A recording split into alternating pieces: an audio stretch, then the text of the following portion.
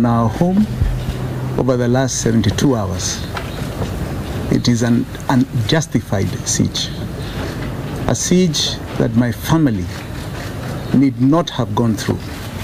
It is actually a siege that is premised on nothing else but persecution. Persecution. I'm an innocent man as I stand here. Everything you have seen from the so-called police is a complete fabrication.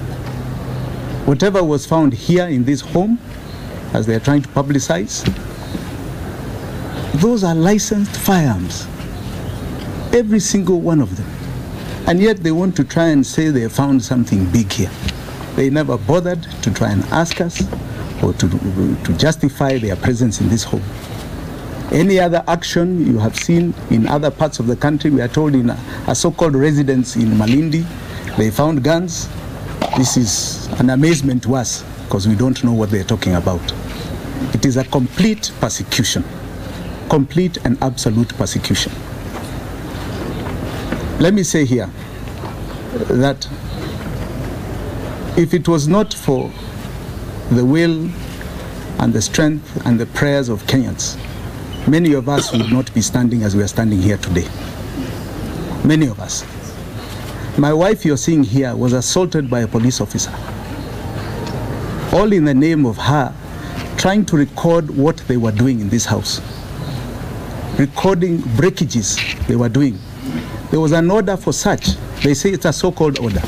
None of that order said you can break anything. But they broke into this home. They tried to desecrate the home which my children have grown up in. My wife and I live in. And this is personal, very, very personal, as everybody's home is. They came in here, more than 100 people, as though I'm the worst criminal in this land. GSU officers armed to the teeth, as though we are such bad people. All contrary to the truth. We are innocent Kenyans. And if they can do that to some of us who live in these suburbs, it is frightening what must be happening to the small mwananchi. Mwananchi who is struggling every single day to make a living. The kind of persecution they must face daily. Daily. Here, I can tell you, even with all that, I tend to believe because of where they were, there was a bit of restriction on their side. And then when we had friends and media paying attention, there was further restriction. And most importantly, of course, when Baba came, that now made them run away from so-called breakage of the law because they were in total contravention of a court order. I hate to imagine what the small mwananchi faces in this country every day. This is a home I would like to tell you we struggle to build, but this is a home I want to also tell you that this current regime of Uhuru Kenyatta, this is a home they know. It's a home they have visited. It is a home they've eaten with. They've eaten with my family here in this home many, many times. They have. In fact, their government was formed in this home. In this home. These are the facts. These are the facts. Yeah, okay. And I'm going to be very clear here. Right? I also want to say further that after the last general election in 2013, it is this home that Baba here agreed to come to shake hands with Uhuru Kenyatta after the Supreme Court had upheld his declaration. It is this home on Easter Monday that Baba agreed to come. And I remember praying extensively that day because I said, I am such a blessed man in this home and my family to have 10 million plus Kenyans in my home. I felt very blessed. It is here that a peace direction was accepted and a progress forward to Uhuru's own acceptance of leadership in 2013. So this is my father, who has been here for the last 72 hours. Yeah. So in this home has been a very privileged base for a lot of what has happened and blessings, most importantly for my family. It is this home again that the same regime has come to desecrate, come to destroy, for only one purpose. One purpose. One purpose. And it is political. My support for Baba here, which is unwavering and unshaken. Unwavering and unshaken. And they will not dissuade us from the path that we have chosen. It is my democratic right, and that those of every Kenyan, every Kenyan,